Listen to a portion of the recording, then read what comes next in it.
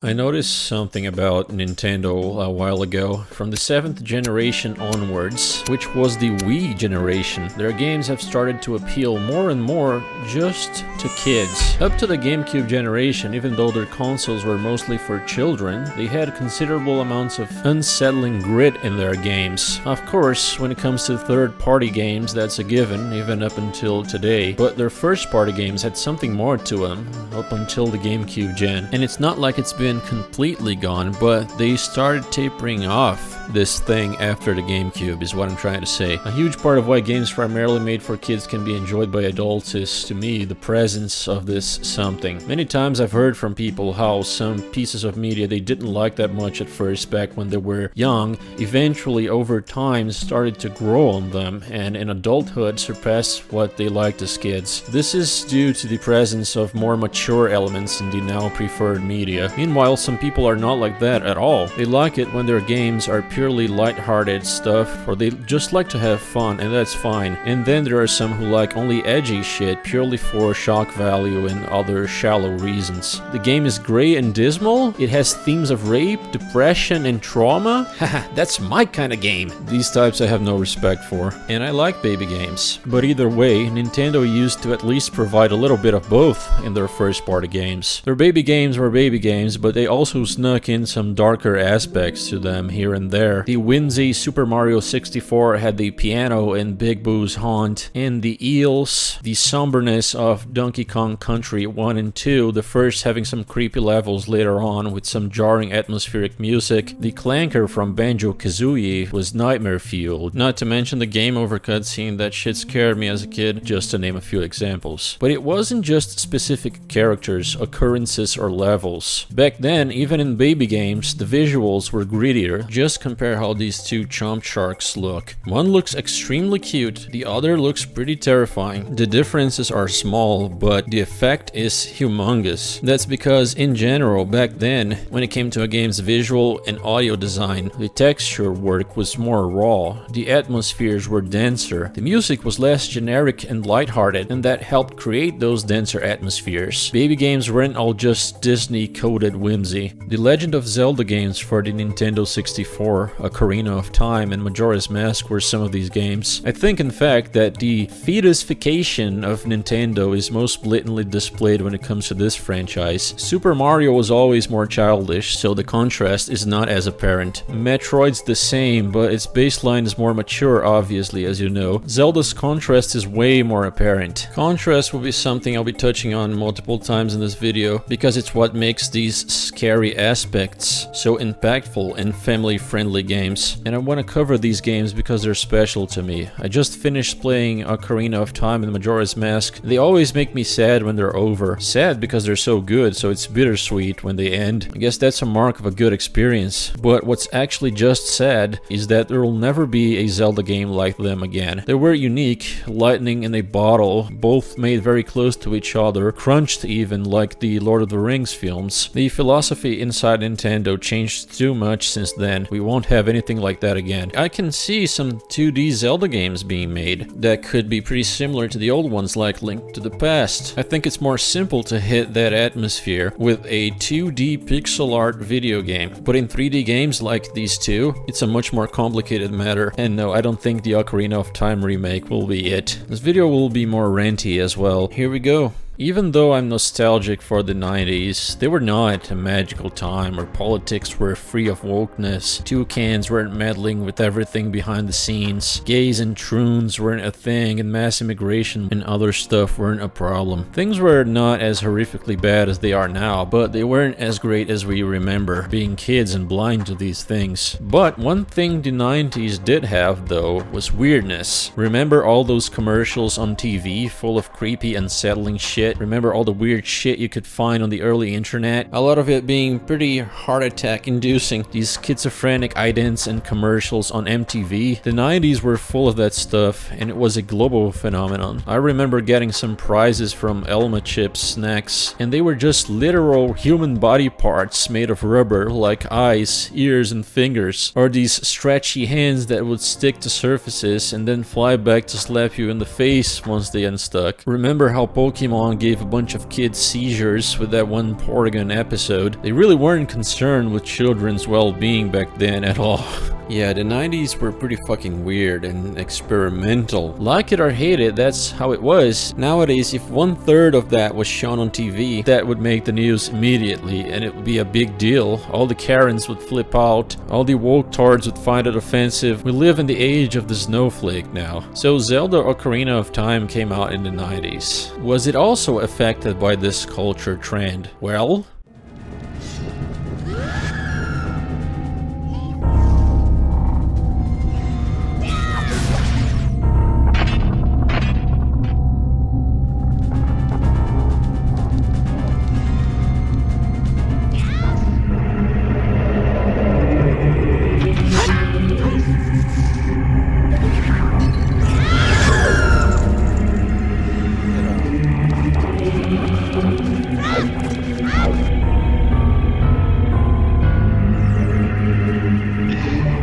yep, I think it did. The kind of somberness the N64 games presented was never done again in the series. It's not a forced darkness, no, it's natural. It just fits the whole setting perfectly. That's because this game knows how to be both light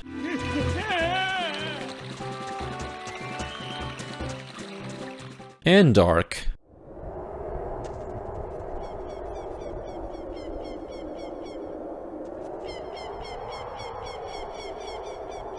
It's not one-dimensional. It's not just spooky and grey and dismal and miserable. Nor is it only sunshine and rainbows. The range of emotions it provides is wide, and that helps to make it feel soulful. You can't have tragedy without comedy to define it, sadness without happiness to define it, tension without comfort, so on and so forth. And so when a game or a movie or whatever you like provides that rich range of emotions, it's fulfilling to experience. Just like how Silent Hill 2 stands out from the rest of the games in the franchise, not because it's scarier, but because it contrasts its fear with some pretty serene, touching moments. These N64 Zelda games do the same thing, but just the inverse, and that's why they stand out. The cheerful, valiant, heroic mood in Hyrule-Field, the cozy, slow and lazy atmosphere of Lon Lon Ranch, the bustling and cheerful castle marketplace are contrasted by the desolate and mysterious atmospheres of each dungeon, and it's the contrast that accentuates that. And desolate these places are: the Forest Temple, a haunted and abandoned maze-like mansion inhabited only by ghosts and curses, is probably the fan favorite. Not even the GameCube games with their own forest-themed dungeons come close to the eerie atmosphere of this one. The amount of theories players came up with about this place are uncountable, but the reason why in the first place people like to theorize about places like this in video games is simple. It's all due to the atmosphere, which is such an underrated facet of media. Aside from the Forest Temple, there's my favorite, the Water Temple. Its atmosphere is also top-notch, and it's what creates the intimidating feeling of facing it, along with how well known of a grueling dungeon it is. The atmosphere makes me question things like, why does this place exist silently beneath the lake? What's the purpose of this architectural layout? How old is it? Who built it? Make no mistake, if this place didn't have the atmosphere, I would not care enough to ask these questions. It's what adds personality to it. If you ever watch one of those videos analyzing the music from these games, you'll notice there's a lot of unconventional shit Koji Kondo did. There's always a certain dissonance and unconventionality to the chords, the scales used, that helps a lot to create this strangeness. These things are mostly gone from the newer titles, especially Breath of the Wild, Skyward Sword. I don't say they're completely gone, because there's still some mystique to the dungeons in those games, like the Tower of Gods from Wind Waker and others, but there's mostly none of that in Breath of the Wild. God, it doesn't even have proper dungeons, man. And the massive open world would never allow for good atmosphere to settle. I don't want to repeat these topics later, so I'll introduce Majora's Mask to the discussion now. The scariest and most mature Zelda game is more of an anomaly than anything. I'm not even mad that something like it will never happen again, because I know it's an outlier to the entire franchise, even compared to Ocarina of Time. It is, however, the most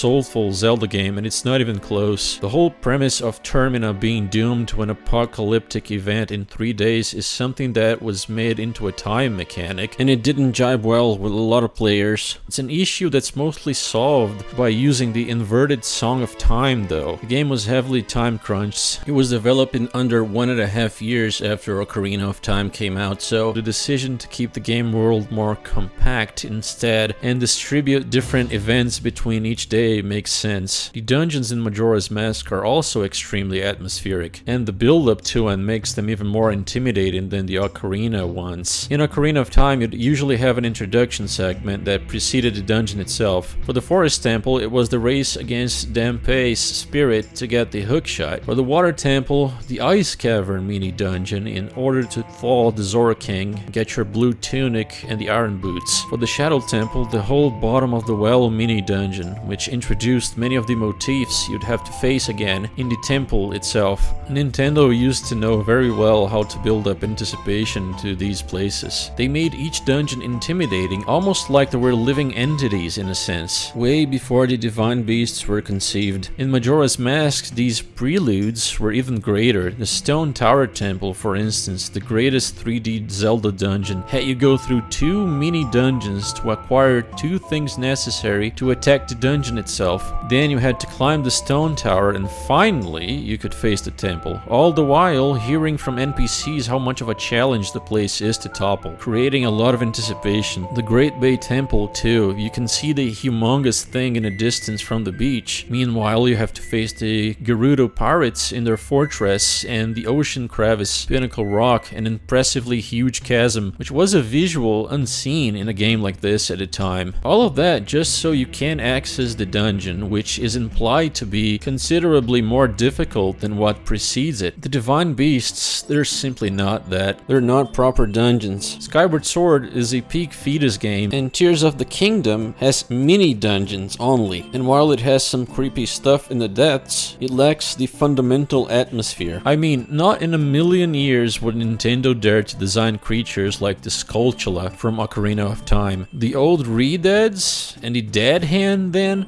Forget about it. Even some of the Hylian NPCs you meet are nightmare fuel, like the granny from the potion shop, the Skulltula house with the cursed family were turned into Skulltulas, the ones where you could hit them in the back and hear their painful screams of agony.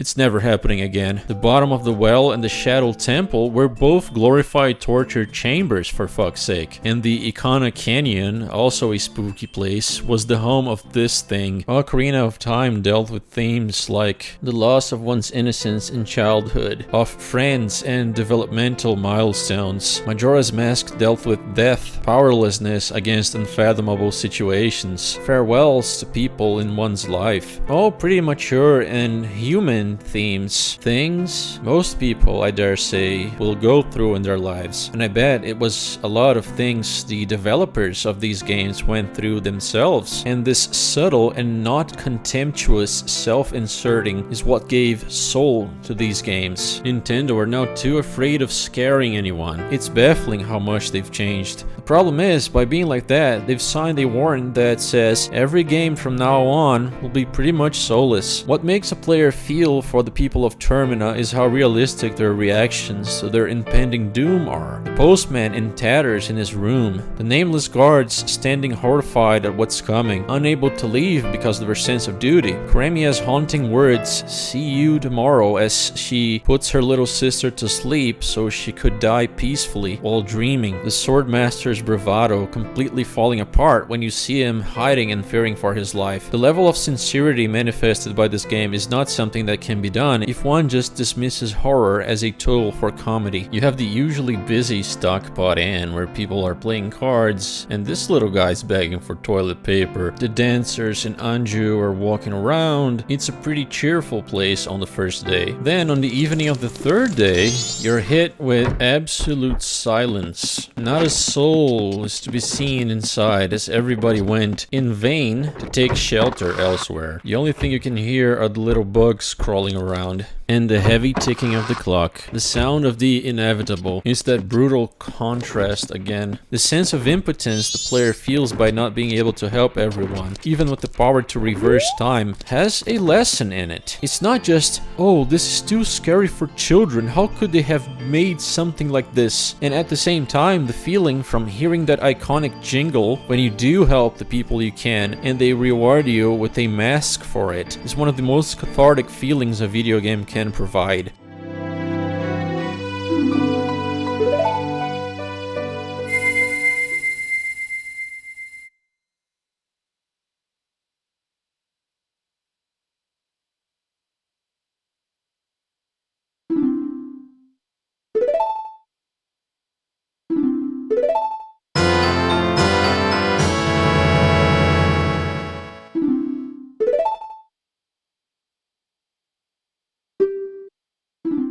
Seeing the suffering of those people makes it worth it to help them. What made these games memorable and once upon a time the greatest games ever, and what the lack of makes games like Breath of the Wild and Skyward Sword not as great, is precisely what Nintendo gave up after the GameCube. That darker part of their games was inexorable from real soul. If an artist has to neuter himself for the sake of pleasing the audience, he can only do it so much until his product loses its genuineness. Now that Nintendo has forfeited sincerity for the sake of making games for babies only, then you may very well have a lot of fun with them, and they can even be great games for that purpose. But they will never be masterpieces again. And don't fool yourself if you think the Ocarina of Time remake will bring back that soul. No, it'll be the final nail in the coffin for the soul Nintendo once had. They will butcher it completely. They'll censor it. They'll most likely get rid of all the creepy shit, the suggestive shit, the politically incorrect shit.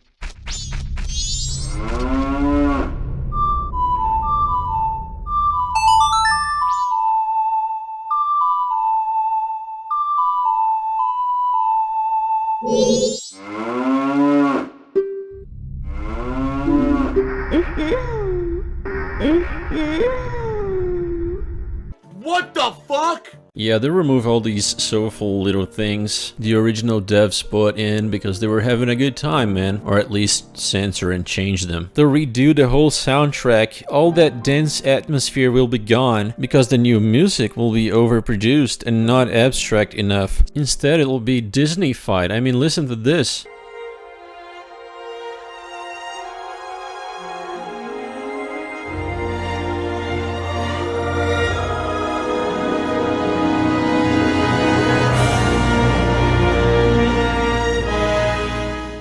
Come on, dude.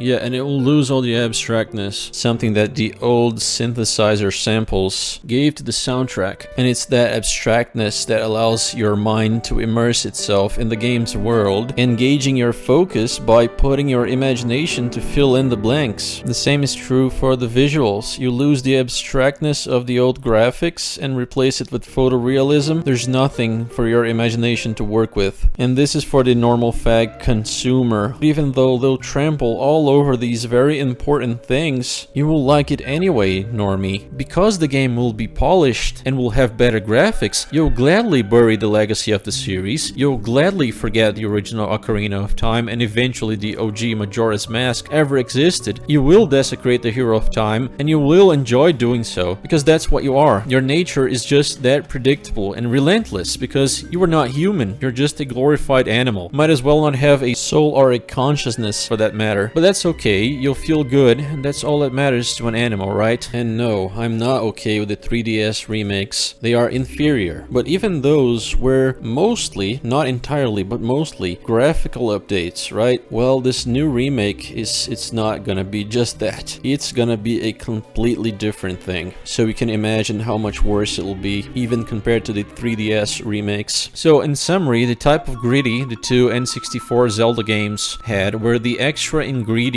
that gave them the soul they had and made them more timeless. Surely that might have made them darker and harder for children to be brave enough to play them. Hell, I couldn't do the whole escape from Ganon's crumbling castle segment as a kid because the music scared the shit out of me as a kid. But in the long run, these things made it possible for me to appreciate these games way into my adulthood. And although that spirit is not entirely faded, it's really close to vanishing completely. These things make media age better, simple as. I think the last time I got creeped out by a Zelda game was in Four Swords, in that village with the shadow people. And that was a long time ago, dude. It's not like these newer, more family-friendly Zelda games aren't good, or great, even. I love Wind Waker and Twilight Princess, and I even really liked Breath of the Wild.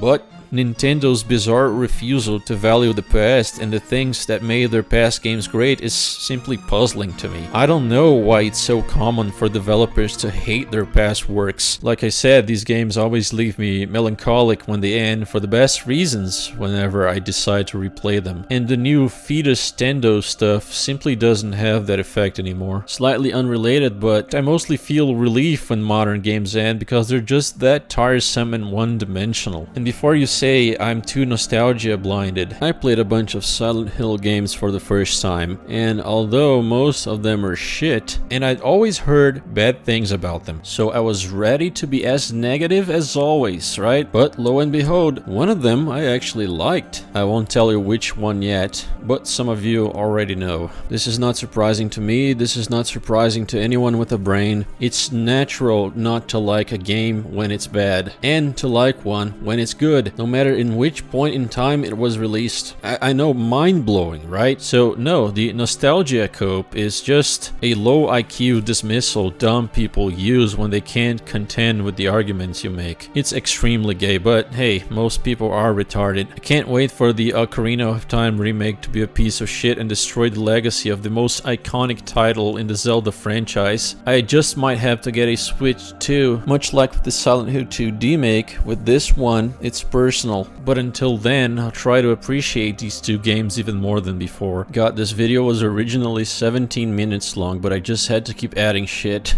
I have a hard time making short videos, dudes. I just have to yap. I'll review Mortal Shell 2 or that Sinking City 2 game. I'm not sure which right now. We'll see. I appreciate it if you also watch some of these videos which are not about the current thing. And I'll see you soon for the special stream.